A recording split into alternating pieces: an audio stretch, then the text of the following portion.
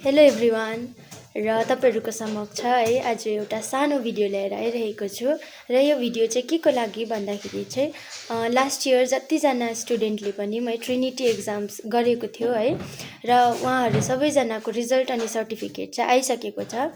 र मैले तपाईँहरूलाई इमेल आइडी मागेको थिएँ है र त्यो इमेल आइडीमा चाहिँ म तपाईँहरूलाई लिङ्क सेन्ड गरिदिन्छु है र त्यसबाट चाहिँ तपाईँहरूले सर्टिफिकेट चाहिँ अनलाइन पर्चेस गर्नुपर्ने भएको छ है र त्यसै कारण चाहिँ मैले तपाईँहरूलाई यो भिडियोमा चाहिँ है देखाउँदैछु कसरी पर्चेस गर्नुपर्ने भनेर। फर्स्ट अफ अल चाहिँ तपाईँहरू आफ्नो आफ्नो इमेलमा जानुहोस् है र मैले जुन चाहिँ मेल गरेको छु त्यसमा क्लिक गर्नु भएर अलिकति तल स्क्रोल गरेर purchase paper certificate for Trinity grade and diploma exams भन्ने दिएको छ है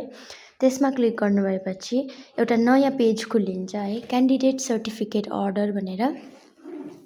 त्यसमा उयो गर्नु भएपछि त्यहाँबाट क्यान्डिडेट नम्बर आउँछ है त्यो चाहिँ तपाईँहरूले आफ्नो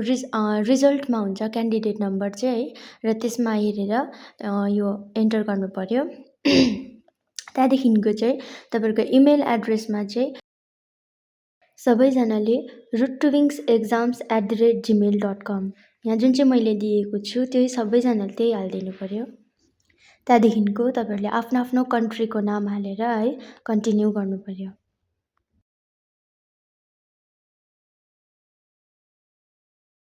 त्यहाँदेखिको नयाँ पेज खोलिन्छ है तपाईँको त्यो चाहिँ खोलिन्छ क्यान्डिडेट इन्फर्मेसन आउँछ तपाईँको त्यो सबै चेक गर्नु पर्यो है चेक गरिसकेपछि तपाईँले त्यहाँनिर एउटा टिक गर्ने एउटा बक्स छ है त्यहाँ टिक गरेर नेक्स्ट गर्नु पर्यो र फेरि तपाईँको नयाँ पेज खोलिन्छ है र त्यसमा चाहिँ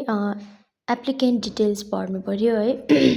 र कसले यो चाहिँ अर्डर गरिदिनु भएको है उहाँको इन्फर्मेसन सबै दिएर है र एड्रेस पनि आफ्नो आफ्नै जहाँनिर तपाईँहरूको पोस्टल एड्रेस छ है त्यही जग्गालाई चाहिँ हालेर नेक्स्ट गरिदिनुहोस्। त्यहाँदेखिको फेरि तपाईँको नयाँ एक्जाम लिस्ट खोलिन्छ है र त्यहाँनिर पनि एउटा टिक गर्नु पर्यो है त्यहाँनिर टिक गरेपछि नेक्स्ट गरिदिनुहोस्। फेरि नयाँ पेज खोलिन्छ तपाईँको बास्केट इन्फर्मेसन है र त्यसमा पनि तपाईँको त्यहाँ प्राइस पनि दिएको छ है कति पे गर्नुपर्छ भनेर त्यहाँनिर अलिकति स्क्रोल गरेपछि तपाईँको त्यहाँनिर सबैमा टिक गर्नुपर्ने छ है सबैमा टिक गर्नुभएपछि त्यहाँनिर प्रोसिड टु पेमेन्टको अप्सन छ त्यहाँनिर फेरि क्लिक गर्नुभएपछि पेमेन्टको पेज खोलिन्छ है पेमेन्टको पेज खोलिएपछि तपाईँले अलिकति तल स्क्रोल गरेर है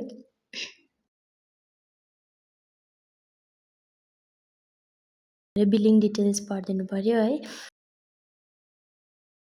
अरू सबै भरेपछि तपाईँले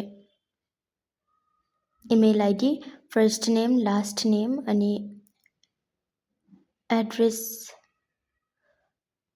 हालिदिनु भएपछि तपाईँको त्यति हालिदिनु भएपछि तपाईँले पेमेन्ट डिटेल्स हालिदिनु पर्यो है कार्डबाट गर्नुहुन्छ भने तपाईँले कार्ड नम्बर हाल्नु पर्यो र तपाईँको कार्डको डिटेल्सहरू जम्मै हाल्नु पर्यो र कार्डबाट भएन भने तपाईँले नेट जुन चाहिँ तपाईँको अकाउन्ट नम्बरबाट पनि पे गर्न सक्नुहुन्छ है त्यहाँदेखिको तपाईँले प्लेस अर्डर गरेर तपाईँको आफ्नो सर्टिफिकेट पाउन सक्नुहुन्छ। Thank you.